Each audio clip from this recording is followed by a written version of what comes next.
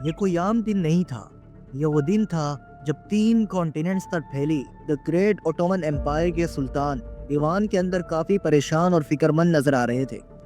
اور پریشان کیوں نہ ہوتے، کیونکہ وہ سلطنت جس کا حکم 3 بر اعظموں پر چلتا تھا، جس کے فیصلے دنیا کے نقشے بدل دیتے تھے، آج خود اپنے آپ کو بچانے کے لیے اسٹرگل کر رہی تھی۔ پوری سلطنت economic collapse, corruption, internal rivals, foreign pressure, nationalism اور سیکولرزم سے لڑ رہی تھی۔ سلطان عبدالعزیز ابھی انہی سوچوں میں تھے کہ دیوان میں ایک پاشا آتا ہے۔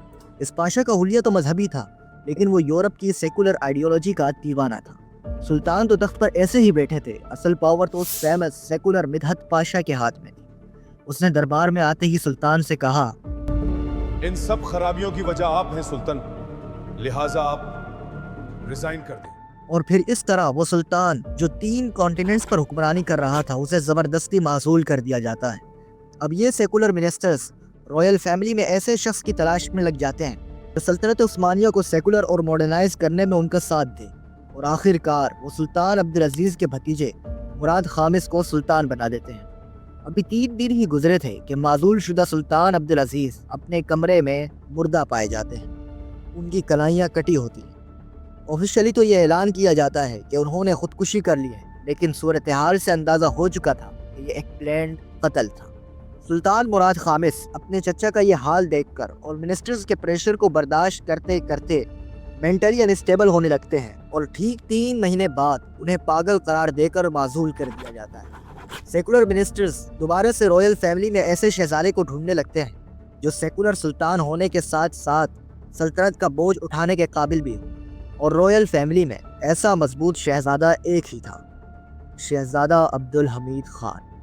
شہزادے عبدالحمید اس وقت کلین شیو تھے، جس کی وجہ سے منسٹرز کو لگا کہ شہزادے سلطنت کو ایک کانسٹیٹیوشنل مونارکی بنانے میں ان کی مدد کریں گے، لیکن انہیں کیا پتا تھا کہ شہزادہ عبدالحمید پچھلے سلطانوں کی طرح نہیں، حلیے سے تو وہ سیکولر تھے، لیکن اندر سے ایمان، تقوی اور تصوف سے جڑے ہوئے تھے۔ شہزادہ عبدالحمید کے اسی حلیے کی وجہ سے منسٹرز دھوکہ کھا جاتے، اور 13 اگست 1876 کو شہزادے عبدالحمید کو سلطان بنا دیا جاتا ہے۔ سلطان عبدالحمید نے اپنی سلطنت ابھی سنبھالی بھی نہ تھی کہ انہیں سیکولر منسٹرز کے پریشر کا سامنا کرنا پڑتا ہے۔ سارے منسٹرز آئین نافذ کرنے کا مطالبہ کرنے لگتے ہیں۔ سلطان آئین نافذ کر دیں۔ سلطان عبدالحمید اپنی بات تو جان چکے تھے کہ اگر وہ اس بات کی مخالفت کریں گے تو ان کا انجام اپنے چچا عبدالعزیز اور بھائی مراد خامس کی طرح ہو، اس لیے سلطان عبدالحمید 23 دسمبر کو آئین نافذ، اس کے نتیجے میں پہلی مرتبہ سلطنت عثمانیہ میں پارلیمنٹ بنائے جانے لگتی ہے۔ سلطان عبدالحمید نے ابھی آئین نافذ ہی کیا تھا کہ بلقان میں عیسائی قوموں نے سلطنت کے خلاف بغاوت کر دی۔ یہ بغاوتیں اتنی طاقتور تھی کہ سارے بلقان علاقوں پر قبضہ کر سکتی تھی۔ اسی وجہ سے سلطان نے بغاوت کو کچلنے کا حکم دے دیا، جس کے بعد ان بغاوتوں کو سختی سے دبا دیا گیا۔ روس تو سلطنت عثمانیہ کو ختم کرنے کے لیے کسی موقع کی تلاش میں تھا۔ جیسے ہی بغاوتوں کو کچلا گیا تو روس نے عیسائی قوموں کے تحفظ کے نام پر سلطنت عثمانیہ کے خلاف جنگ کا اعلان کر دیا۔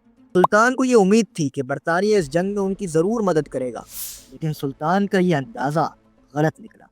برطانیہ خاموش رہا جبکہ روس عثمانی علاقوں پر قبضہ کرتے کرتے دارالحکومت استنبول تک پہنچ گیا۔ روس نے سلطان کو ایک معاہدے کی پیشکش کی۔ سلطان کے سامنے ایک ایسا معاہدہ پیش کیا گیا جس میں سلطنت عثمانیہ کو توڑا جا رہا تھا۔ سلطان کے سامنے اس معاہدے کو ایکسیپٹ کرنے کے علاوہ کوئی آپشن بچا ہی نہیں تھا، جس کی وجہ سے سلطان نے اس معاہدے کو ایکسیپٹ کر لیا۔ اس معاہدے کے مطابق بلقان کی ریاستیں جیسے سربیا، رومانیہ، مونٹیگرو اور تقریباً بلغاریہ بھی آزاد ہو گیا۔ سلطان عبدالحمید اپنی پہلی ہی جنگ ہار چکے تھے، لیکن سلطان عبدالحمید نے اپنی اس پہلی جنگ سے 3 اسٹریٹجیز سیکھی۔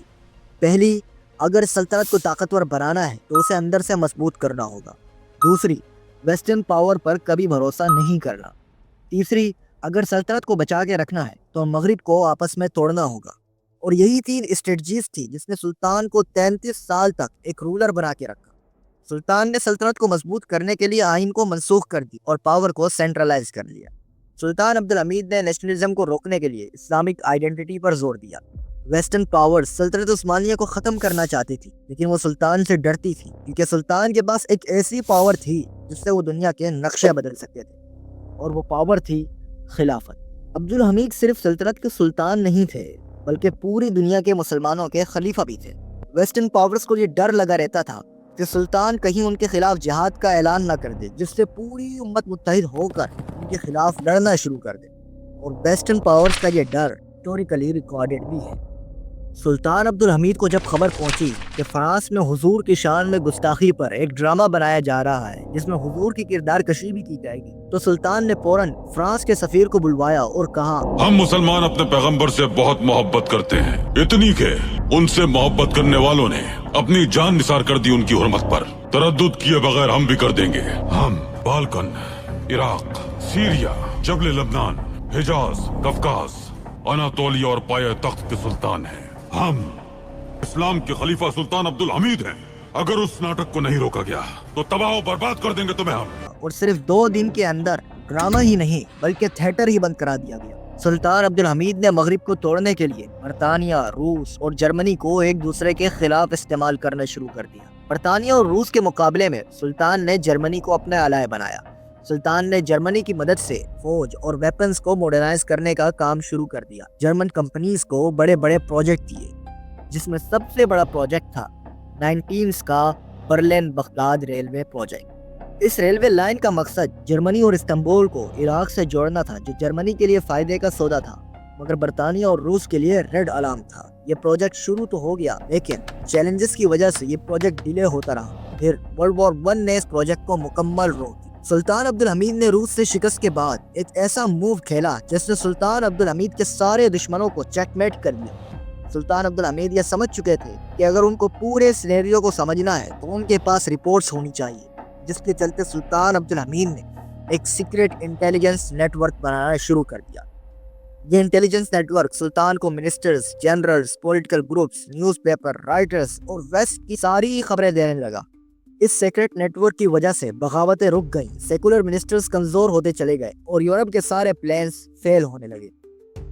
سلطان نے جب دیکھا کہ سیکولر منسٹرز کمزور ہو گئے ہیں تو انہوں نے سلطنت کے سب سے طاقتور سیکولر منسٹر مدحت پاشا پر مقدمہ چلا دیا، اور یہ مقدمہ تھا سلطان عبدالعزیز کے قتل کا۔ کورٹ نے مدحت پاشا کو قاتل ٹھہرا کر سزائے موت سنا دی، لیکن سلطان نے اس فیصلے کو تبدیل کر کے نظر بند کر دیا۔ سارے منسٹرز مدحت پاشا کا یہ حال دیکھ کر سمجھ گئے کہ جو سلطان کے خلاف جانے کی کوشش کرے گا اس کا حال مدحت پاشا کی طرح ہوگا۔ 1894 میں آرمینیا کے مقامی لوگوں نے سلطان کے خلاف مسلح بغاوت کر دی۔ سلطان نرمی سے کام لیتے رہے، لیکن جب یہ بغاوت دوسرے علاقوں میں پھیلنے لگی تو سلطان نے فوج کو حکم دیا کہ وہ سارے باغیوں کو ختم کر۔ سلطان کے اس فرمان پر بغاوت کو کچل دیا گیا۔ سلطان کا یہ ایکشن دیکھ کر ویسٹرن پاورز نے سلطان کو خونی سلطان کہنا شروع کر دیا۔ سلطان کو ریڈ سلطان کے طور پر پیش کیا جانے لگا۔ سلطان کے سلطنت سنبھالتے ہی عرب نیشنلزم بھی ابھر رہا تھا، لیکن 19ویں صدی کے شروع میں السعود خاندان نے مسلح جدوجہد شروع کر دی۔ عرب کے لیے خلیفہ عرب میں سے ہونا چاہیے، جس کے چلتے 1902 میں ملک عبدالعزیز نے ریاض کا کنٹرول حاصل کر لیا۔ سلطان نے ان بغاوتوں کو دبانے کے لیے بہت سے اسکالرز کو مختلف علاقوں میں بھیجنا شروع کر دیا۔ سلطان سمجھ گئے تھے کہ اگر ان بغاوتوں کو روکنا ہے تو عرب ممالک کو سلطنت سے جوڑنا ہوگا، تو سلطان عبدالحمید نے 19 کے شروع میں ایک ریلوے پروجیکٹ شروع کیا، حجاز ریلوے پروجیکٹ۔ اس ریلوے لائن کا مقصد دارالحکومت استنبول کو حجاز مقدس سے جوڑنا تھا، جس سے نہ صرف بغاوتوں کو روکا جاتا بلکہ حجاج کرام کے لیے آسانی بھی ہو۔ لیکن اس پروجیکٹ کو مکمل کرنے کے لیے سلطان کو ایک بہت بڑے چیلنج کا سامنا تھا، اور وہ چیلنج تھا اس ریلوے پروجیکٹ پر خرچ ہونے والا فنڈ۔ سلطنت کا خزانہ خالی تھا تو اس ریلوے ٹریک کو تعمیر کرنے کے لیے فنڈز کہاں سے آتے؟ سلطان عبدالحمید اور ان کے پاشاؤں نے اپنے ذاتی پیسوں کو اس ریلوے ٹریک کی تعمیر میں لگا دیا۔ سلطان اور پاشاؤں کے لگائے گئے پیسے تو اس ریلوے ٹریک کی کنسٹرکشن کے لیے کچھ بھی نہیں تھے، تو سلطان نے پوری دنیا کے مسلمانوں کے سامنے ڈونیشنز کا اعلان کر دیا۔ انڈونیشیا سے لے کر مراکش تک مسلمانوں کی طرف سے اس ریلوے ٹریک میں حصہ ڈالا گیا، جس سے یہ ریلوے ٹریک 1908 میں مکمل ہوا۔ سلطان عبدالحمید اپنی سلطنت کو اندر سے مضبوط کر رہے تھے، جبکہ 1986 کے یورپ میں سلطان کا ایک اور دشمن پیدا ہو رہا تھا، زائونزم یعنی صہیونیت، جس کا بانی تھا ایک آسٹریلین صحافی تھیوڈور ہرٹزل۔ تھیوڈور ہرٹزل کا مقصد پوری دنیا کے یہودیوں کو فلسطین میں جمع کر کے ایک یہودی ملک بنانا تھا۔ یہ ہے دریائے نیل اور فرات، اس پرچم میں ہی نہیں ہمارے مستقبل میں بھی ایک دن ساری دنیا تمہاری غلامی میں ہوگی۔ لیکن ہرٹزل کے سامنے سب سے بڑا چیلنج ایک ہی تھا، سلطان عبدالحمید، کیونکہ فلسطین اس وقت تک سلطنت عثمانیہ کے کنٹرول میں تھا۔ ہرزل نے سوچ لیا کہ وہ سلطان کو ہر قیمت پر راضی کر کے رہے گا۔ اس نے 1896 سے 1902 کے درمیان 5 مرتبہ استنبول کا دورہ کیا تاکہ وہ سلطان عبدالحمید سے مل سکے، اور آخر کار وہ 1901 میں سلطان سے ملنے میں کامیاب ہو جاتا ہے۔ سلطان کو یہ آفر دیتا ہے، عثمانیہ سلطنت پہ جتنا بھی قرضہ ہے وہ ہم ادا کر دیں گے، ایک ہی گزارش ہے، قدس میں مٹھی بھر زمین بیچ دیں ہمیں۔ سلطان کے سامنے یہ ایک ایسی ڈیل تھی جو گرتی سلطنت کو اس کی پرانی طاقت واپس کر سکتی تھی، پوری دنیا میں پھیلے سلطان کے نیگیٹو کریکٹر کو ختم کر سکتی تھی۔ مگر اس کے بدلے میں کیا تھا؟ انبیاء کی سرزمین بیت المقدس۔ کوئی اور سلطان ہوتا تو شاید وہ اس ڈیل کو ایکسپٹ بھی کر لیتا، مگر عبدالحمید صرف سلطان نہیں تھے، کروڑوں مسلمانوں کے خلیفہ بھی تھے۔ انہوں نے کہا، قدس کی زمین کا ایک ٹکڑا بھی نہیں دیا جائے گا، یہ سرزمین ہماری نہیں ہماری قوم کی ہے، قدس کی سرزمین پر صہیونی ریاست کی اجازت ہرگز نہیں دیں گے ہم۔ یہ جواب سن کر ہرزل سمجھ گیا کہ سلطان کو راضی کرنا ناممکن ہے۔ اب فلسطین کو حاصل کرنے کا واحد راستہ سلطان عبدالحمید کو ہٹانا ہے۔ سلطان کو جب لگا کہ انہوں نے ساری ایکسٹرنلز اور انٹرنلز پرابلمز پر قابو پا لیا ہے، تبھی سلطنت کے اندر ایک موومنٹ ابھرنے لگی، دی ینگ ٹرکس۔ اس موومنٹ میں زیادہ تر وہ اسٹوڈنٹس تھے جن کو سلطان نے تعلیم حاصل کرنے کے لیے ویسٹرن کنٹریز بھیجا تھا۔ سلطان نے تو ان کو سائنس، میتھمیٹکس کی تعلیم حاصل کرنے بھیجا تھا، لیکن یہ لوگ ویسٹرن آئیڈیولوجی لے کر آئے۔ ان کا ایک ہی مقصد تھا، سلطنت عثمانیہ کو ایک سیکولر اسٹیٹ بنانا۔ 24 جولائی 1908 کو مقدونیہ میں موجود سیکولر فوجی بغاوت کر دیتے ہیں۔ ان کا ایک ہی مطالبہ تھا کہ 1874 کے آئین اور پارلیمنٹس کو بحال کیا جائے، اور ساتھ یہ دھمکی بھی دی، اگر ہماری بات نہ مانی گئی ہم استنبول پر چڑھائی کریں گے۔ سلطان یہ بات سمجھ چکے تھے کہ اگر انہوں نے اس بغاوت کو دبانے کی کوشش کی تو سلطنت ایک نہ ختم ہونے والی سول وار میں داخل ہو جائے گی، جس وجہ سے سلطان نے ینگ ٹرکس کی شرائط مان لی اور 30 سال بعد آئین اور پارلیمنٹ کو بحال کر دیا گیا۔ اپریل 1909 میں کنزرویٹو اسٹوڈنٹس نے ینگ ٹرکس کی پالیسیز کے خلاف بغاوت کر دی، جس کا سارا الزام سلطان عبدالحمید پر لگایا گیا۔ یہ سلطان عبدالحمید پر سب سے سخت اور نازک ٹائم تھا۔ چاہے لبرل اسٹوڈنٹس ہو یا کنزرویٹو اسٹوڈنٹس، سب سلطان کے خلاف ہو گئے تھے۔ جب ینگ ٹرکس نے سلطان کو کمزور دیکھا تو انہوں نے استنبول کا محاصرہ کر لیا۔ کچھ دن کی لڑائی کے بعد پورے استنبول پر کنٹرول حاصل کر لیا گیا اور مارشل لا نافذ کر دیا۔ 27 اپریل 1909 کو سلطان کے دربار میں کچھ سپاہی آئے اور انہوں نے سلطان کو شیخ الاسلام کا فتویٰ پڑھ کر سنایا۔ شیخ الاسلام کے فتوے کے مطابق سلطان عبدالحامد کو سلطنت اور خلافت سے معزول کیا جاتا ہے۔ سلطان کے سامنے کوئی اور راستہ بھی نہیں تھا، تو خلافت اور سلطنت سے معزول ہو جاتے ہیں اور انہیں نظر بند کر دیا جاتا ہے۔ سلطان نے جاتے جاتے ینگ ٹرکس کو مخاطب کر کے کہا، ہم نے اس سلطنت کو 33 سال چلایا ہے، تم 33 دن بھی نہیں چلا پاؤ گے۔ اور سلطان عبدالحمید کی یہ بات سچ بھی ثابت ہوئی۔ سلطان عبدالحمید کے بعد جتنے بھی سلطان آئے سب کٹ پتلی تھے اور سلطنت بکھرنا شروع ہو گئی۔ 1911 میں فرانس نے سلطنت کے آخری افریقی ملک لیبیا پر بھی قبضہ کر لیا۔ 1912 میں بلقان میں بغاوتیں شروع ہو گئی۔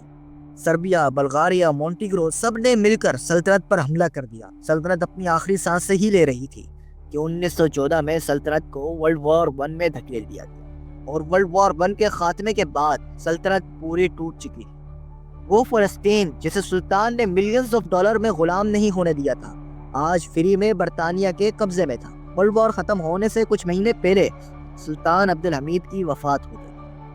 اشہد ان لا الہ الا اللہ واشہد ان محمد عبدہ ورسولہ۔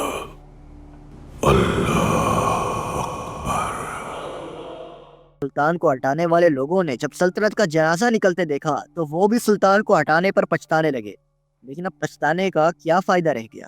پانی سر کے اوپر سے نکل چکا تھا۔ پھر آخر کار 3 مارچ 1924 کا دن بھی آیا۔ ترکیہ کی قومی اسمبلی نے خلافت کو ختم کرنے کا بل پاس کر دیا۔ وہ سلطنت جس نے صدیوں تک 3 بر اعظموں پر حکومت کی تھی، اسے ختم کر دیا گیا اور ترکیہ کو ایک سیکولر ڈیموکریٹک اسٹیٹ بنا دیا گیا۔